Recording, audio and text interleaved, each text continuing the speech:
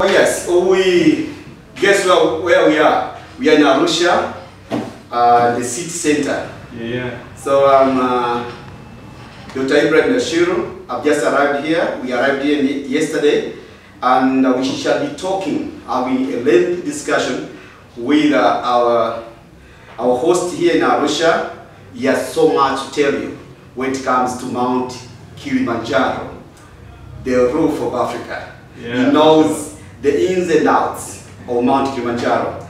I've just met him my first day, my first time to meet him, but I can just learn from the very few minutes that we've met. He has explained a lot of surprising stuff about Mount Kilimanjaro. One guy told me, this guy lives on the mountain. Okay. Yeah, I'm the king of the mountain. He's the king of the mountain. So he's here to explain what they are up to in Arusha. Thank you. You guys, if this is your first time watching our videos from aje-farms, kindly subscribe, and also you can comment if you have been in Arusha before, or if you have a question, don't hesitate to write your question or your comment below this video. We shall be so glad to reply as quick as possible. You're warmly welcome in Arusha. Let's talk to this mountain guru. Yeah. Yes. Thanks in a million for the bro for the interview. Here is Mr. Lucas from Arusha. I'm a mountain guide and a safari guide, but currently I base much on Mount Kilimanjaro. And frankly speaking, I've been doing Kilimanjaro for almost 15 years. 5 years as a porter and 10 years as a guide, and I truly love my job. And you're welcome in Arusha. If now you talk about Mount Kilimanjaro, first, it's the highest mountain in Africa. And apart from being the highest mountain in Africa, it's the only freestanding mountain in the world. If you talk about the freestanding mountain all over the world, if now you just go to climb one of the highest mountains in the world, I'm talking about Mount Everest. Around Mount Everest, you may see other small hills or other small mountains, but if you try to go and climb Mount Kilimanjaro, you won't see other mountains that are just around Mount Kilimanjaro. That is why we say Mount Kilimanjaro is the only freestanding mountain in the world. Yeah, no, in Africa. In Africa, yeah, sorry. in Africa. Then the mountain is really famous all over the world, and each year we receive many hikers who are just coming to do Mount Kilimanjaro. And also the mountain is found in Moshi Town or Kilimanjaro region. And Mount Kilimanjaro has 3 peaks. The highest one, which is called Uhuru Peak. And Uhuru Peak, Mawenzi, as well as Shira. If now you try to talk about why this peak is called Uhuru Peak, it's called Uhuru Peak because once we got our independence in 1961, the government itself decided to send soldiers going to the top of the mountain to show that now we are not under, we are free. We are not under any colony. As you know that we are colonized by some colonies, but today I'm not here to talk about colonization. I'm here to talk about Mount Kilimanjaro, and we have another peak which is called Mawenzi. Mawenzi, okay. Yeah, Mawenzi is from the Chaga people who live on the southern part of Mount Kilimanjaro. Okay. Here I'm talking of Chaga people. Means that's something which is a little bit sharpened. Is when you just have a look at Mawenzi peak, is a bit sharp like this, right? Okay. We have another one which is called Shira Peak. It is believed that Shira Peak was one of the highest peaks on Mount Kilimanjaro, but unfortunately the peak collapsed and going down. So now it's one of the smallest peaks on Mount Kilimanjaro. And apart from that, the mountain has different routes, and each route on the mountain has its own, experience when you just go and do Mount Kilimanjaro. We have Marambo route is one of the headquarters of Mount Kilimanjaro.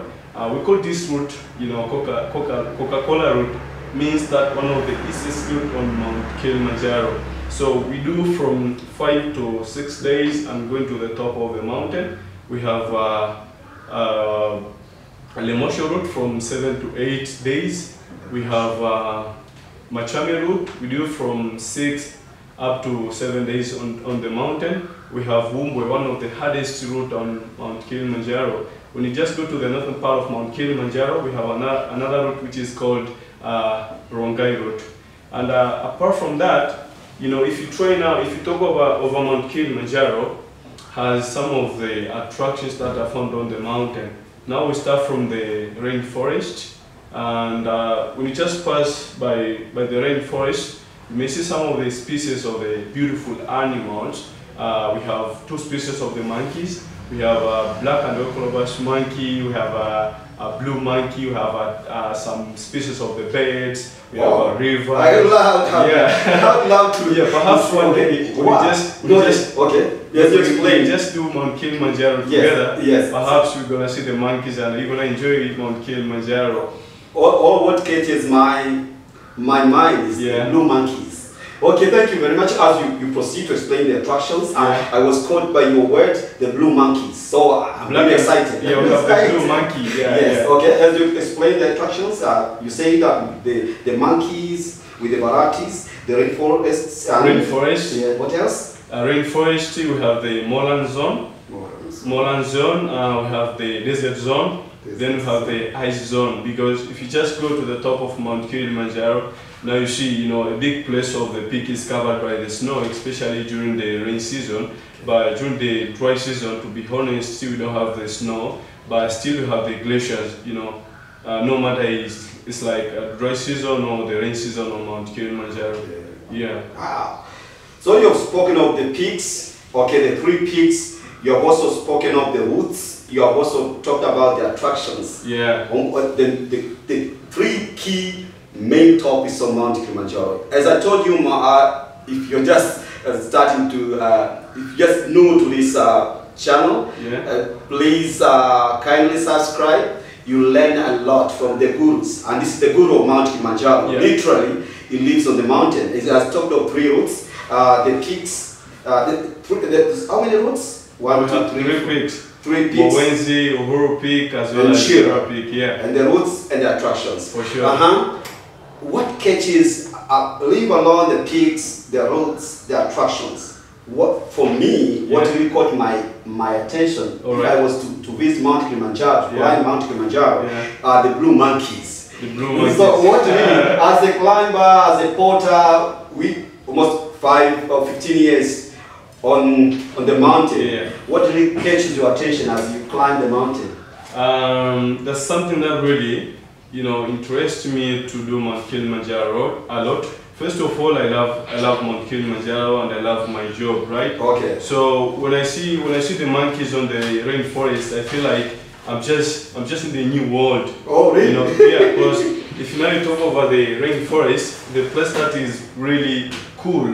And apart from that, visitors are coming to do Mount Kilimanjaro. Okay. So as a guy, sometimes they used to ask me like, we knew that when you just go to Africa, you won't see the jungle, you won't see the rainforest, but now we are really excited because we are on Mount Kilimanjaro and the mountain has the jungle. So as a guide, I feel like, I'm special, guiding as a guide. Okay, so you're a professional guide. Thank you, Mr. Lucas. This is a very brilliant, amazing overview of Mount Kilimanjaro. And I'm just a student, I've never been there. Really? So we can just do one day. Okay, with your description and explanation, I'm really equipped with the knowledge. So this maybe next time will be a practical session with you now, moving along. But I hear some people do stop along the way. Is this true?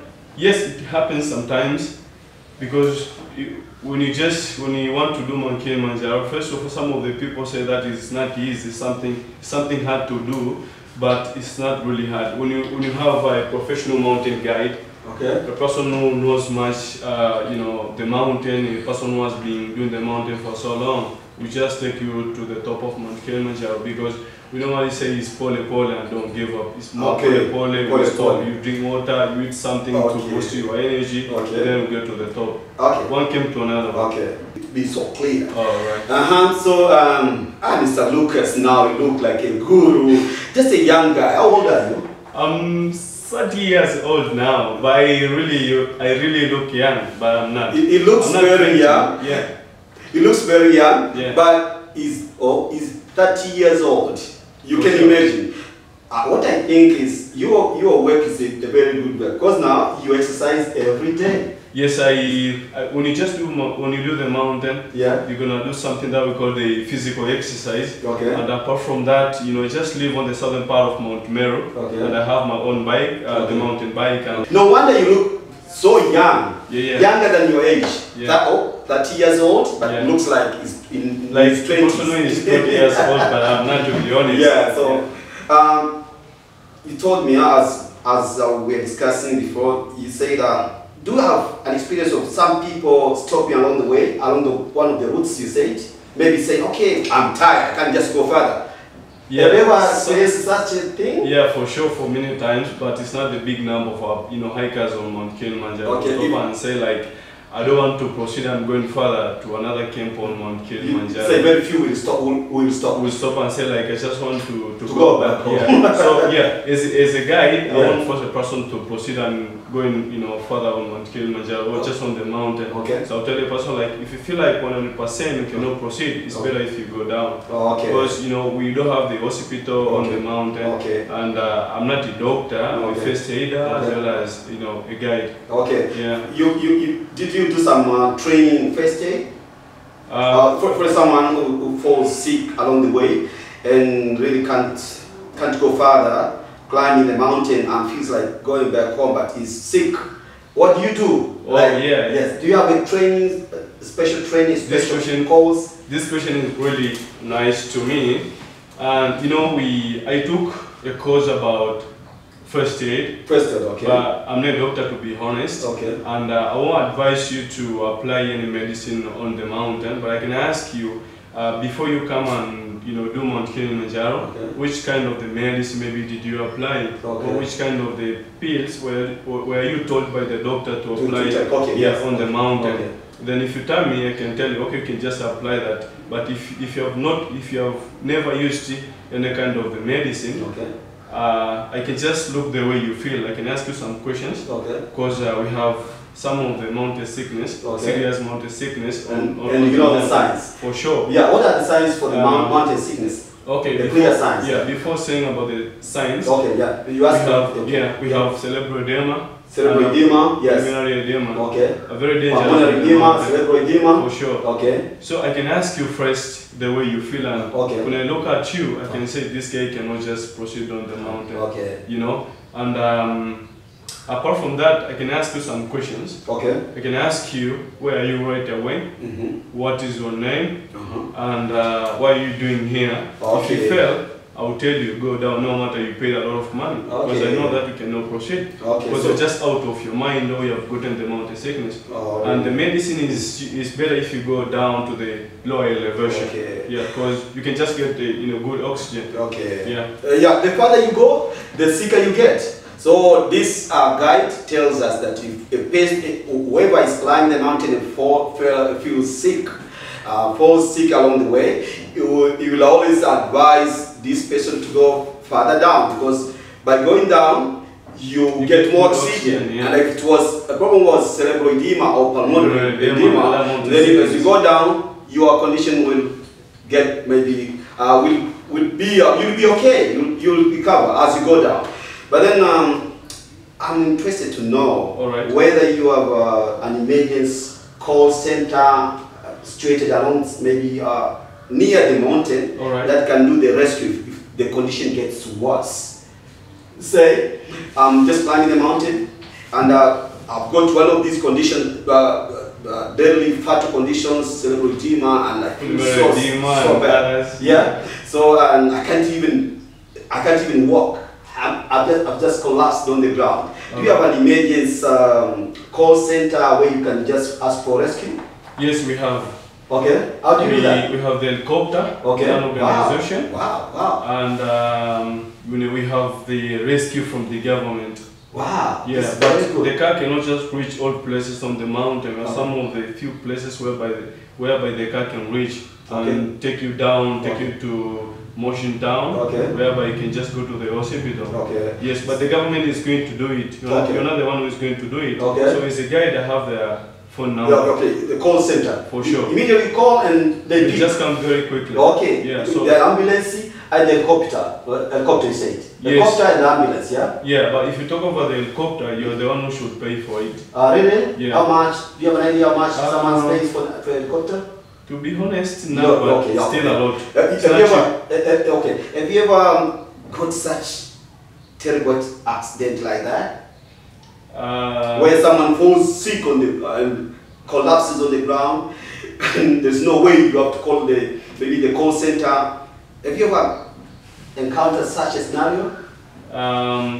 I want to be honest, no. Never before. But I just see from other people. Other people, yes, okay. But to me, no. Okay, so like you're just one tour guide, okay? Yeah. The mountain climbing guide. Yeah. How many people do you carry along you? The people you guide. How many people? Maybe say how many strangers? Would I say that? Strangers sure. that you carry along the routes. First of all, it relates on the number of the visitors that we're just having on the group. Okay. Because when I have like a single client, I carry like, I should have like, you know, 4 porters, one guide, and one cook. Right? Okay, one guide, one porter, one cook. No. Yes, one guide. One guide. One visitor. One visitor. Yeah, then one guide. One guide. One cook. One cook. And from 4 to 5 porters. 4 to 5 porters, one visitor. Yes. So like one visitor will need how many people? One guide, one cook, 4 to 5 porters. It's like one visitor will take almost 9 people. Yeah, 9 people. Yeah. It's unemployment. Yeah, for sure, yeah. For sure, it's unemployment. Tourism is an opportunity.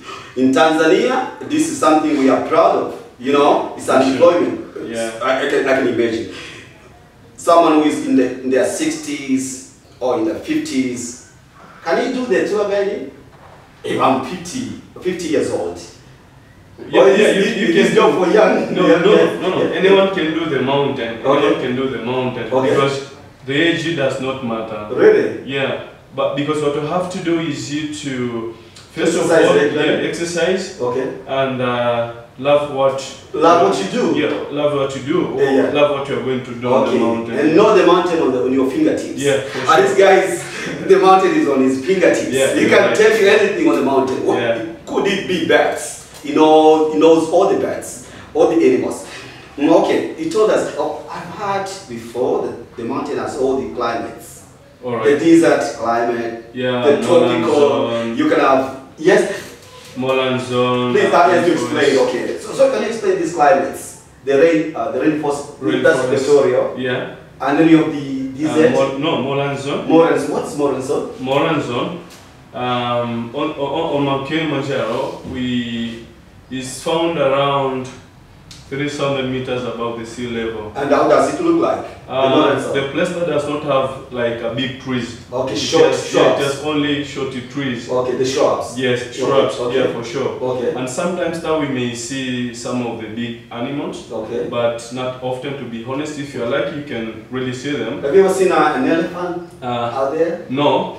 But you know, I saw a buffalo. The buffalo. Buffalo. Wow. Around 3,000 meters above the sea. 3,000 meters as you climb up, you saw he said you can see some big animals. Yeah, the big five. But the big five. No big five. Not big five. Yeah, but don't get me wrong. Okay. They're not actually not many. So. Okay. If you are lucky, you may see, and some of the species of the antelopes. You may see. Okay. But a buffalo does not stay there for so long, just passing and going to other places down the mountain. You ever seen with your naked eyes? You ever seen a buffalo? Yes. Yeah, I saw buffalo, and I dig around Shirawan. Okay, so it's a very big plain area. So we are speaking not to confuse our viewers.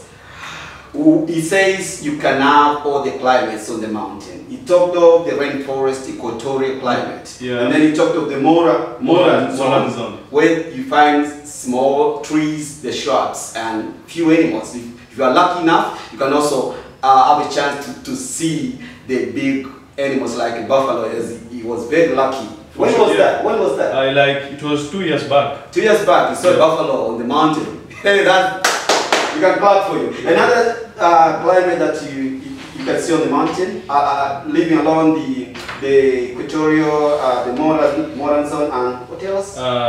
Desert zone. Desert zone, yeah. okay. One of the best zone to me, yeah. Because if you just reach from the moran zone going further to the desert zone, okay. you may spot the highest peak, okay. but if the day is clear, okay. you may see 2 peaks, okay. you may see Uhuru Peak as well as Mawenzi Peak, yes. yeah. Okay. But it depends on the day. If the day is okay, you may see, but if the day is not okay, you see the clouds, you so that's where you find the desert zone. Yeah. The altitude, how many meters above sea level? You mean the top of Kilimanjaro?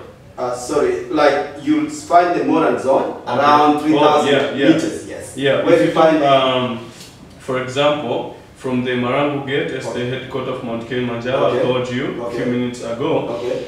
Going to the first camp on the mountain, which is called Mandara is 2,720 meters above the sea level. Okay. Then is 3 hours walking, okay. and 8 kilometers up to the first camp on the mountain. But I'm talking about Marangu route. Okay. Means that we have people who want to do 2 days. No, just a day, single day. They end up somewhere. Yeah, they end up around the first camp. Okay. Then they come down. Yeah, means going up 3 hours, coming down 3 hours, okay. so almost 6 hours, yeah. and 16 kilometers. Then we come to charges later on, the charges. Okay. So they'll just end up with one peak and then come back. It's not about, they cannot just reach the peak. But they stop at the first camp and coming down. Oh, really? Yeah, yeah. Do you get such clients? For sure, yeah. Many? Yeah. Oh, I can be one of them. I'll test first. One day. Before I go, you're in Arusha. Yeah. You can do one day Kilimanjaro. Before I go to the highest peak, I'll try the smallest possible. I go maybe one peak, day one camp. Day one. Yeah. One day, and then maybe the other day I'll come. We don't do that though. There's something they call acclimatization. Acclimatization. Very important. Yeah. It's very important. Yeah. Some people fail to acclimatize, yeah? Yeah, but I know how to do it. You know how to do it. For example, once we reach the, let's say high elevation on the mountain, okay. Then the clans have lunch or dinner. Okay. Then we go further like 3 kilometers further for acclimatization. Okay. Very important. Oh, really? Then just waiting for another day. Okay, yeah. Wow. Yeah. So they do it pole, slowly. We say pole. In Africa. Pole. We are also trying to get the people's attention when it comes to culture. They are coming to do tourism on the mountain, but they have to understand the culture, isn't it? Yeah. The pride of Masai. So when you come in here in Africa, if this is your first time visiting Africa, climbing the mountain is pole, slowly. And that's how we do it in Africa, slowly. Yeah, so, and actually, because you said, I have heard of your company. Your company is a tours guide. A company is based, it's Masai Tour. Masai Tours. Okay, Pride of Masai Tours. The company is called? Pride of Masai Tours. Pride of Masai Tours. Yeah, it's a local tour company in Arusha. A local tour company in Arusha. Yes. And we have talked about Africa and the pole style. Yeah. Actually, when you come here, living alone, climbing the mountain Kilimanjaro, but you also come to learn the Maasai. About the culture. Cultural tourism. Yeah. Before we end our discussion, I would like to know a few things that surprises the visitors. Live along the mountain, but out of the culture. We talked of pole. Pole is one of the cultures that we have in Africa, and the Maasai, of course. What else surprises the visitors when it comes to culture? Okay. Yeah. We have many tribes in the country. Okay. We have more than 120 tribes in Tanzania. But Mr. Lucas, I would like you to focus on the Maasai, because this is the pride of Maasai. Yeah, for sure. Yes. I was trying to let people know about the number of the tribes that we have. Yeah, sure. You're right. Okay, nice one. Yeah. I appreciate you. So we have Chagas, we have many tribes I cannot mention because okay, yeah, sure, so many. Yeah. But if you talk about Arusha City, we have 2 tribes. Okay, we have a Meru tribe and a Maasai tribe. But I just wonder because once I have the visitors, most of them prefer visiting the Maasai villages. Okay. And I've been using to take them to the place that I was born because yeah. I was born, you know, around Munduli is where I was born. Ah, really? Yeah, but nowadays I'm not living in the village. I'm just living in the city because of what I'm doing for the living. Of course. Yeah, so they truly love the way our lifestyle and our local food, the way we dance, the way we do our own stuff in the village. Yeah, it's what they love most. Yeah, and they really love to see the way we live in yeah, sure. I've seen so many foreigners who come to Tanzania, live along Arusha. Then they are really excited to know more about Maasai than any other tribe in Tanzania. This is really something you should be proud of. yeah, for sure. Yeah, because I'm not talking about tribalism. Yes, I'm not talking about that. But what catches people's attention, the visitors, the foreigners who come in Africa, in Tanzania, they are caught up by the Maasai culture. Yeah, you're right, because I'm not saying that other tribes in the country are actually bad. Yeah. They're so good because everybody is amazing. Each tribe is so fantastic, is what I can say. But still Maasai, we're the best. You look so unique. Yeah. These guys, because we are not living in the city. Yeah. We are living far away from big cities. As you know that there are a few Maasai, Maasai people who live in Ngorongoro, the ocean area. Imagine a person just stays near the place that you can see, dangerous animals, but they're still there. Yeah, sure. And we don't used to kill animals. We protect them. You're a friend to animals. Yeah, for sure. As I was riding a bus from Babati Manyara to Arusha yesterday. I was surprised to see, antelopes. Those were villages where Maasais live. So I saw some Maasais standing along the roads, and I saw the antelopes. A few antelopes, pigs, and the cows. Zebra, sometimes we see them. Yeah. So Maasais do not kill animals. They live friendly with the wild animals. That was really surprising. Yeah, frankly speaking, we do not. For example, we have the corridor, near Tarangire National Park and Lake Manyara. As you know, these two parks are not far from each other, right a bit closer. And way back, we had a very big, corridor whereby, animals migrate from Tarangire National Park going up to Lake Manyara, especially during the, during the dry season. Yeah. So sometimes we may see them together, the animals, the cattle, and some of the species of the animals like zebra, sometimes wild beasts, and the warthog, some antelopes, just grazing together, and no problem because we're not used to kill, animals. Animal, we love them, and sometimes that we take care of them because whenever we see the poachers coming to kill the animals, now we can just report to the police. You actually or to the rangers. So literally, you're friends to animals, and I've heard that the lion won't attack a Maasai. Yeah. What's the reason? Do you have some medicine, traditional medicine that you have to maybe care, or anything that you do that makes you not being attacked by a lion? Because everyone is afraid of a lion, but these guys, the pride of Maasai, are not afraid of lions. What do? You are born here. This is something I really. I live along the mountain Kilimanjaro. Now we are talking the culture. These guys, the Maasai, the pride of Tanzania, let me say, living along other tribes, but Maasai are so prominent because of their culture.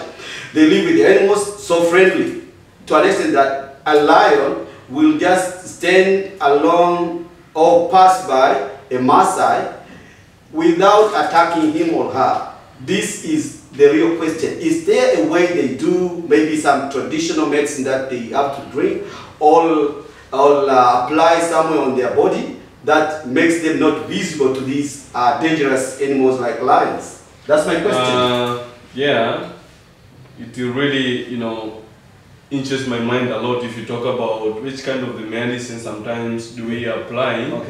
when you see, so that we can just protect ourselves from dangerous animals. We don't use any medicine. Perhaps our grandpa, grandma used some of the medicine, but nowadays we do not, because to the place that we're just living, we have our rangers who used to protect us, right? Wherever we see some of the dangerous animals coming to our villages, now we call the rangers. We report here. And apart from that, we have some of the few ways of, just of protecting ourselves from the dangerous animals. I mean, these big cats and the big herbivores. We have the spear. For example, when I just walk during the night, I must carry my own, spear. The spears.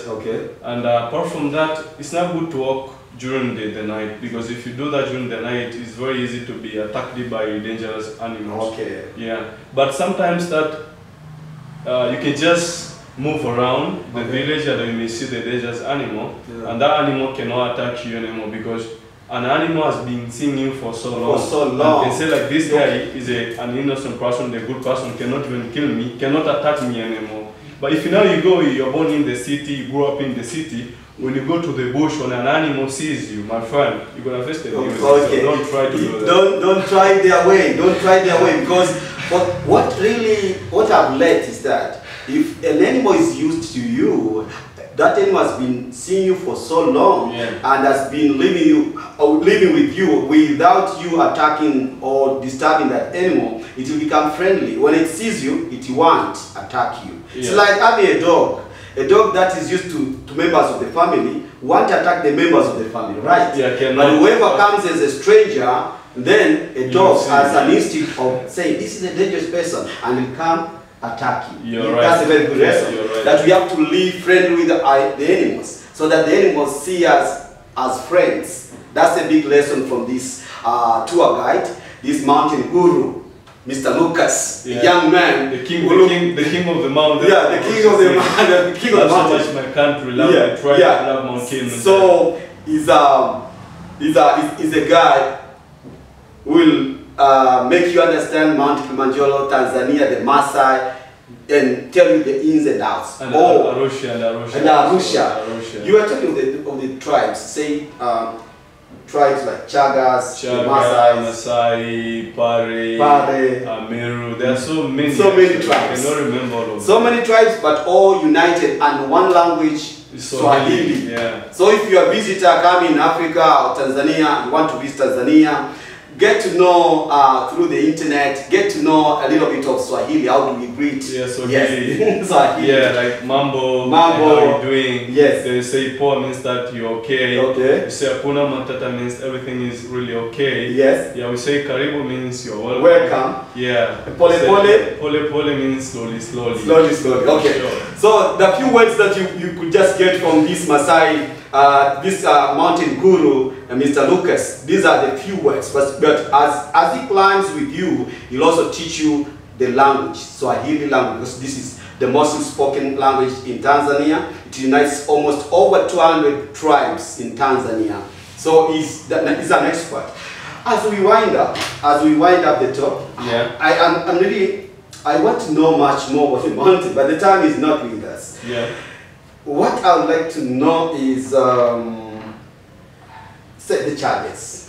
Chaga people, right? The charges, the cost. If I have to climb the Mount Kilimanjaro, how much should I have in my pocket for everything? I have to budget, that's something that I should talk about my government. I have my president. I'll talk about the president a little bit. Then I'll tell you about the price that you should, you should pay so that you can do Mount Kilimanjaro.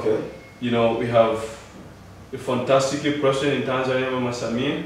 Because I remember 2 years back, Mom went to America to to introduce kind of the film which is called Royal Tour, right? Royal Tour, yes. She has done an amazing job, and even now in Arusha and other parts of the country, we have a big number of visitors. Of tourists, but it's not really a lot. it relates on days that you're gonna stay on Mount Kilimanjaro. As a Tanzanian, it's very cheap to do Mount Kilimanjaro. When you have like 2 millions, okay, 2 millions. Yes, 2 million. Yeah, from 2,000 shillings. Millions, yeah, Okay. 2 millions. And that's Why? Because how much is that in dollars? In dollars. In dollars is around kind of 800 or something. like 1,000. 1,000. Yeah. It's around 1,000 yes. US dollars. Yes. Why do you have to have that amount in your pocket? Because we pay for the park fee. Park fee. Park fees. Yeah. We pay for the rescue fee. Park fee, rescue fee. We pay for the transportation. We pay for porters, guides. Okay. And we buy food. You buy food for we buy food. Yeah. So a visitor doesn't have to think of where should I find some food? No. Because we have porters who are going to carry everything for you. If for Tanzanian, if you pay me that amount of the money, I'll take you to the top of Mount Kilimanjaro. Okay. But for people who are from outside Tanzania, the country, let's say for 7 days, if you give me around 2,200 USD, I'll take you to the top of Mount Kilimanjaro. Then I can give you a discount. Yeah, if you check me, now we can really. It's negotiable. Yeah. This price, the costs are negotiable, as it says.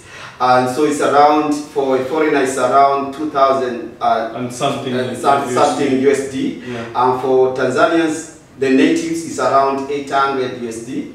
That's what from the horse's mouth. Yeah. But also, but we can discuss. You can discuss. You can have a discussion on this. Of course, we shall be mentioning their websites, so you can visit it and do the booking. Okay. Yeah. Do you have the website? Yeah, we have. Please, can you just mention it, and so that people will visit the website and get to discuss with you? www.prideofmasai.tours.com. www.prideofmasai.tours.com. Yes. On Facebook can get us just write Pride of Masai Tours. Okay. On Facebook, yes. Facebook, Instagram, write Pride of Masai Tours. www.Pride of Masai Tours. Instagram and Facebook. Yeah, when you just go to Google, you just write Pride of Masai Tours, then you're gonna see some. Yeah, Pride of Masai Tours on Google. Yeah, so go to their website and get to learn a lot from them. Yeah. Also, you can negotiate on the prices, discuss a lot, plan your trip much better. He says everything is okay with them. They actually they caught my attention. I had the chance to see some of their posts on the social media. This is the reason as to why I found them in Arusha from almost over 2,000 kilometers I've traveled. Yes, and I'm here with the guy. I'm really excited to have you in Arusha now. Mr. Lucas, so he mentioned the government. He talked of the Royal Tour, the Royal Tour film that was filmed by the Honorable Her Excellence Mama Samia Suluhu, the 6th President of Tanzania. She did this film and it really caught the global attention. With this global attention, do you see many more visitors coming in? Yeah, for sure. The number of the visitors are increasing. It's just going up. It's not like 3 years back or 4 years back. So we are happy. Mom did a nice job. Mama did a nice job. If you want a job to be just done, give it to a man. But if you want it to be done better, give it to a woman. She's really showing how women should do. She's a superwoman. The Maasai pride, the pride of Maasai is proud of Mama Samia. So as we were in Zanzibar in the past 2 weeks or so, it is the same data. Same statistics. That number of tourists are increasing. It's actually like in December last year, Mama Samia, he says from the horse's mouth, Mr. Lucas says, because of this Royal Tour film, the number of tourists have increased tremendously. And one of the witnesses. I've been in Zanzibar. My team was in Zanzibar. aje-farms was in Zanzibar a couple of weeks ago. We had the same thing, that the number of tourists for December 2023, the number of tourists who visited Zanzibar per month of December was around 500,000 visitors for the year 2023. This is because probably of what Mr. Lucas has just said. Oh, thank you very much. Yeah, I have a word. What's the message? What's the message? The message is that I wish to meet the president of the country. And once I meet Mom, I'll tell Mom, like, Mom, you know what? You did a nice job. And Mom should just proceed on, you know, advertising the business in the country. Of course, we have many attractions. We have beautiful national parks, you know, Serengeti, Tarangire, Ngorongoro Conservation Area, MT.KILIMANJARO National Park. We have a lot of them. I cannot just mention all of them because of time. There are so many things, so many attractions that it says. Mama Samia did a lot, but it says if you meet him, what's the clear message in a 1 minute message? Like, oh, you're sending a text message that is supposed to have 10 words. To whom? To Mama Samia, the president, and whoever as a mandatory, the authority. Okay, what I can say to my beloved president is that, you know, I have few words that I can say to you, Mom. Keep on advertising and keep on, you know, doing something to make sure that now, a few years to come, the number of the visitors will just increase in the country, because, you know, people in Arusha and other parts of the country really, you know, are just getting the job because of tourism, are employed on the mountain, go to the national parks, we have cooks, we have waiters, we have drivers, and yeah, people just, you know, people get money and just living a good life. So you say tourism really brings a lot, along with opportunities, employment opportunities, foreign exchange, foreign currency, and jobs, as you said. So the hotels, the market for agri-produce, you know, this transport, everything, you know, tourism says it all when it comes to the income, the GDP. So one more message to private stakeholders like you. You are the pride of Masai, is a private stakeholder, and who are the message to these private stakeholders? Probably you have a network of stakeholders who work in the same industry, the tourism industry. What's the message for them? What should they improve or anything? I would love to talk a little bit about my, you know, my fellow tour operators in Arusha.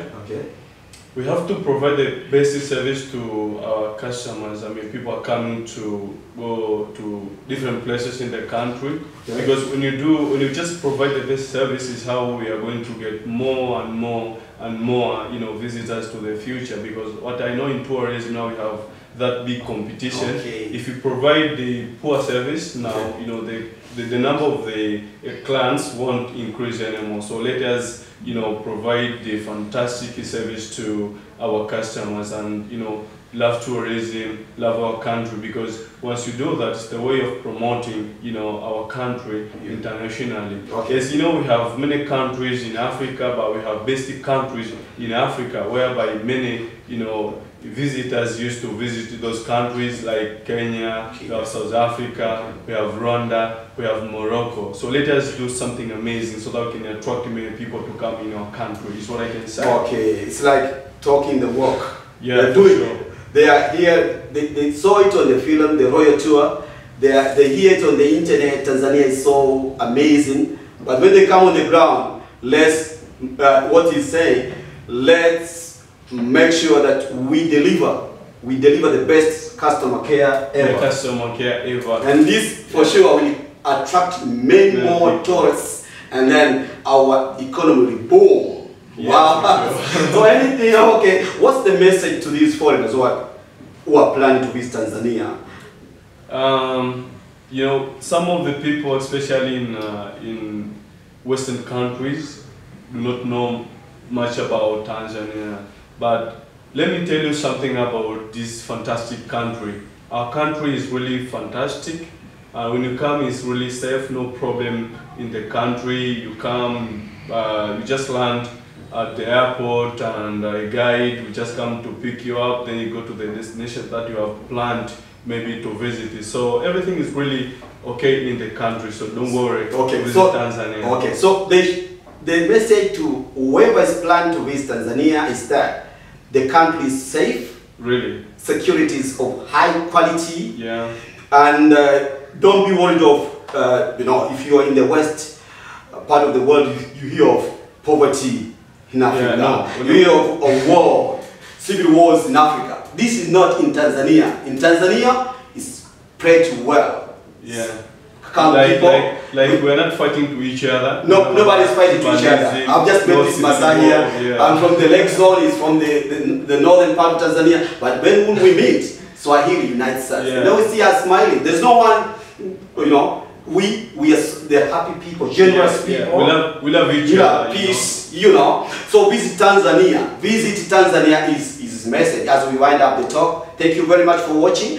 Please kindly subscribe. As I told you, you can ask a question. You link up with the Masai Guide, Pride of Masai, as we have already mentioned their website. Visit them. You can also hook up them on Facebook, Instagram. This is a pretty well place to visit and you'll enjoy. Thank you very much for watching. Hakuna matata, pole pole.